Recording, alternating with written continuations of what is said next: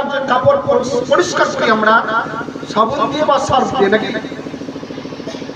কাপড় পরিষ্কার করি সাবুন দিয়ে বা সার্ফ দিয়ে। নবী মুস্তাফার শরীরের কাপড় লেগে যাওয়াতে নবীর শরীরের কাপড় পোশাক পরিষ্কার করানো হতো, কিন্তু সেই কাপড়কে সাবুন দিয়ে আমাদের এই আপডেট যুগে কেমিক্যাল দিয়ে পরিষ্কার করা হয়নি, আশ্চর্য জিনিস দিয়ে পরিষ্কার করা হয়েছে। বলে কি? আগুন দেখেছেন? আগুনে হাত দিলে সালাম মুসাফা করবে? আপনার কাপড়খানা আগুনে ফেলে দিবেন, চুম্বক খেয়ে পাঠিয়ে দেবে।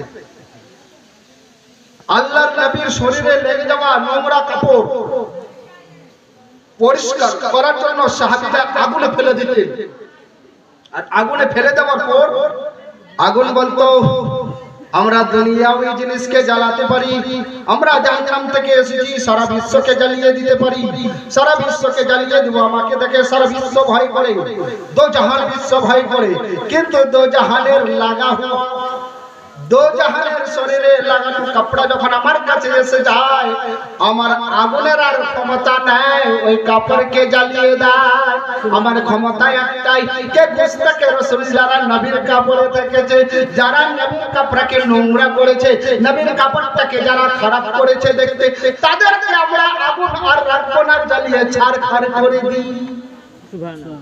নবীর কাপড় নোংরা হয়ে গেলে যদি আগুনে ফেলে দিয়েছেন সাহাবীরা, তা আগুনে ফেলে দেওয়া হলো।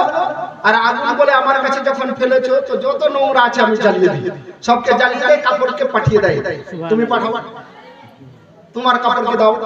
তুমি 5 ওয়াক্তের নামাজি, ও মক্কারি মা, ও মদিনারি মা, তুমিও তো মক্কাতে रहने वाला, মদিনাতে रहने वाला, মসজিদে নামাজ পড়ানো वाला, মসজিদে নামাজ পড়ানো वाला, তোমার পোশাক একবার আগুনে ফেলে দেখো, থাকবে?